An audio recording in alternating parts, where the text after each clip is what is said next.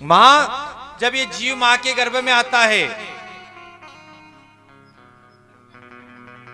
उस समय 1 महीने में यह जीव एक बोर के समान हो जाता है। देखते देखते देखते फिर आकार बढ़ता है। देखते देखते देखते देखते देखते भगवान उस मांस के पिंड पर एक चमड़े का अच्छा सा कवर लगा देते हैं। हाथ पैर नाखून त्वचा आदि निकल आती हैं और देखते देखते देखते भैया जहां पर मलमूत्र होता है उस जगह पर वह जीव बंधा हुआ रहता है। उसके अतिरिक्त वहां कुछ नहीं है।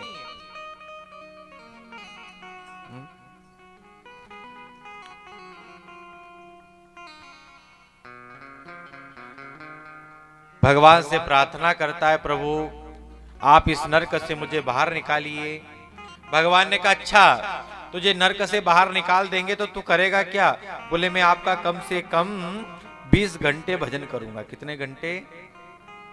कितने घंटे? हाँ, तो भैया फिर भोजन कब करेगा? सोएगा कब? बोले, नहीं नहीं, मैं आपका 20 घंटे भजन करूंगा। अच्छा भैया, जिस प्रकार शरीर के लिए भोजन अनिवार्य है, बताइए भोजन अनिवार्य है कि नहीं? इस शरीर को चलाने के लिए भोजन अनिवार्य है, तो इस आत्मा को भी चलाने के लिए भजन अनिवार्य है। वो शरीर का भोजन है, वो शरीर का आहार है, लेकिन आत्मा का आहार तो भजन ही है।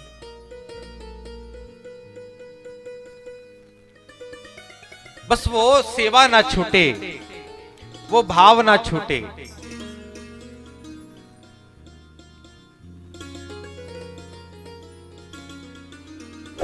मां, जब जीव मां के गर्भ से निकलने का प्रयास करता है तब भगवान कहते, बेटा तू करेगा क्या जाने के बाद? बोले, संसार में खूब मैं आपका भजन करूंगा, खूब नाम करूंगा, खूब यश करूंगा।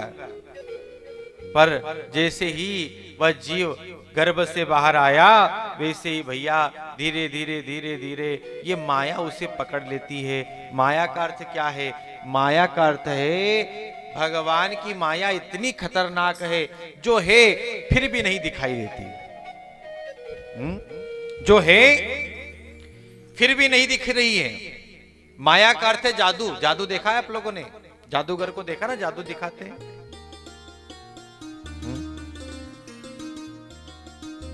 जादूगर, और एक छोटा सा जादूगर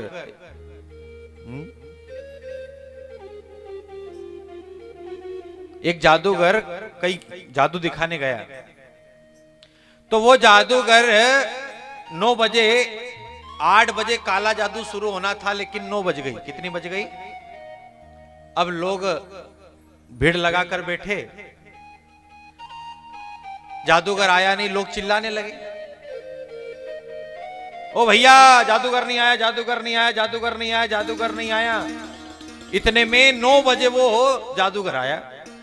लोगों ने कहा, भैया लोगों से कहा उसने, शायद आप हमसे नाराज हैं। बोले, हाँ नहीं, नाराज नहीं होंगे क्या भाई? 8 बजे तुमको जादू दिखाना था, 9 बजे आ रहे हो तो नाराज नहीं होंगे क्या? हम 1 घंटा आपने बिगाड़ दिया। अरे तुम तो हमसे ऐसे नाराज हो रहे हो, जरा अपनी एक एक बार सब घड़ी मिलाओ।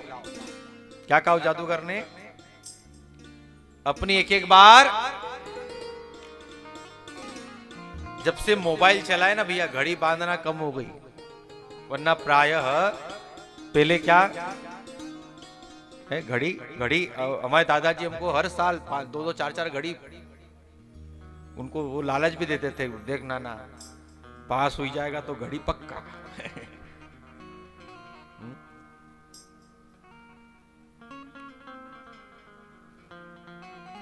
तो घड़ी मिलाओ अपनी अपनी।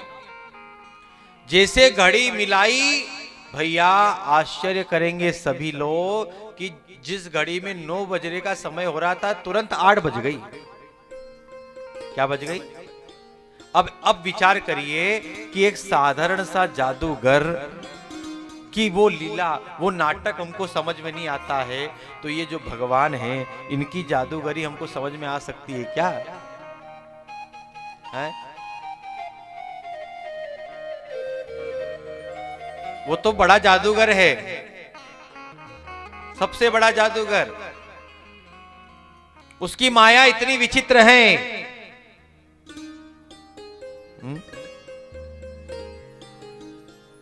माया बड़ी विचित्र है। एक बार एक राजा को जादू देखने का बड़ा शौक था, बड़ा शौक। एक जादूगर आया तो राजा साहब ने कहा कि जादूगर, हमने बहुत जादू देखे हैं और हम कला प्रिय हैं, हम कला का सम्मान करते हैं, ऐसा जादू दिखाना जो हमने कभी भी नहीं देखा हो। जादूगर ने कहा ठीक है महाराज। उसके साथ उसकी वो थी नर्तकी, नटनी, ढोल बजाने वाली।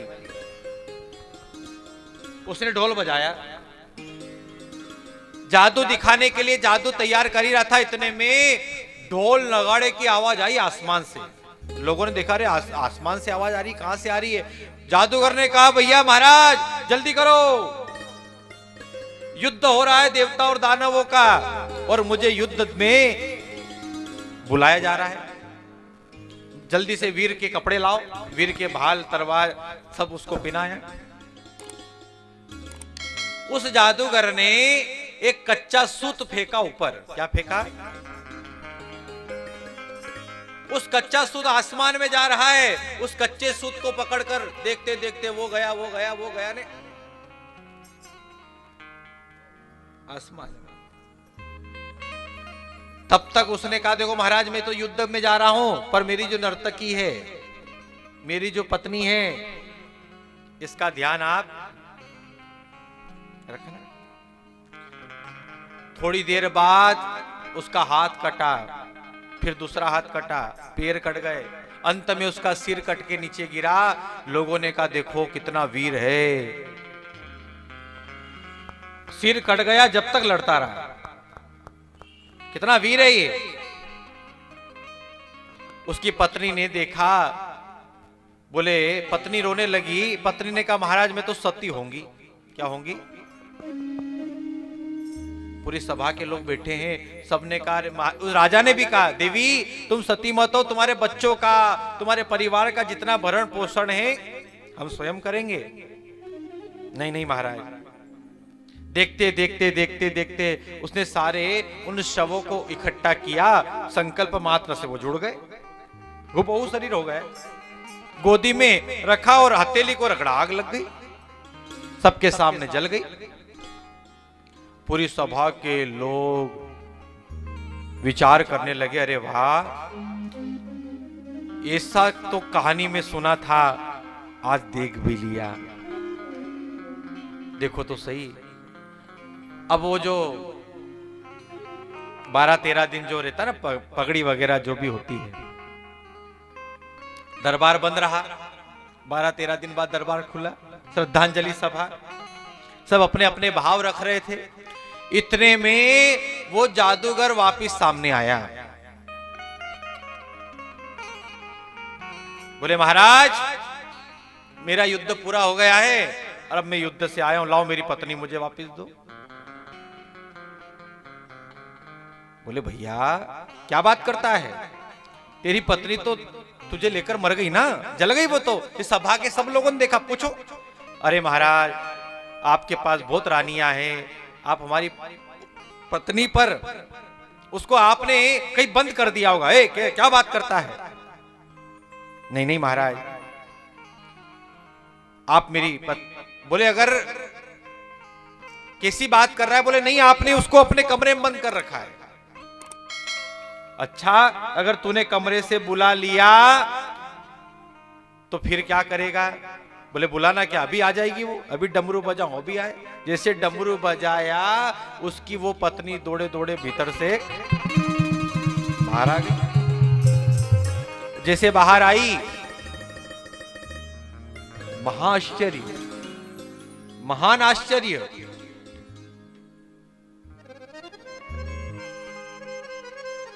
सब देख रहे हैं उस जादूगर ने अपनी पगड़ी उतारी, चरणों में रख के कहा, महाराज हम तो जादूगर हैं, हम तो जादू दिखाने का काम करते हैं। आपने कहा था ना ऐसा कोई जादू दिखाना जो मैंने कभी नहीं देखा, बस मैंने तो थोड़ा सा प्रयास किया। राजा ने कहा, वाह तुमने किया कैसे? बोले महाराज इसी का नाम इंद्रजाल था। अब बताइए, एक साधारण सा जादूगर, एक साधारण सा खेल दिखाने वाला, एक साधारण सा मदारी, जब उसकी जादू हमको समझ में नहीं आए, तो ये जो जादूगर है, जो परमात्मा है, उसकी जादूगरी समझ में आ सकती है क्या? किसको समझ में आती है? आपने देखा होगा कि जो जादू दिखाता है उसके साथ एक जंबूरा रहता है। कौन रहता है?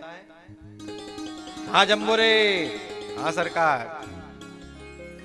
उस जादू से दो लोग मोहित नहीं होते हैं। कौन? एक तो जो जादू दिखा रहा है वो, और दूसरा उसका जंबूरा।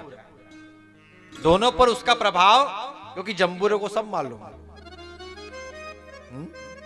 सब मालूम उसको।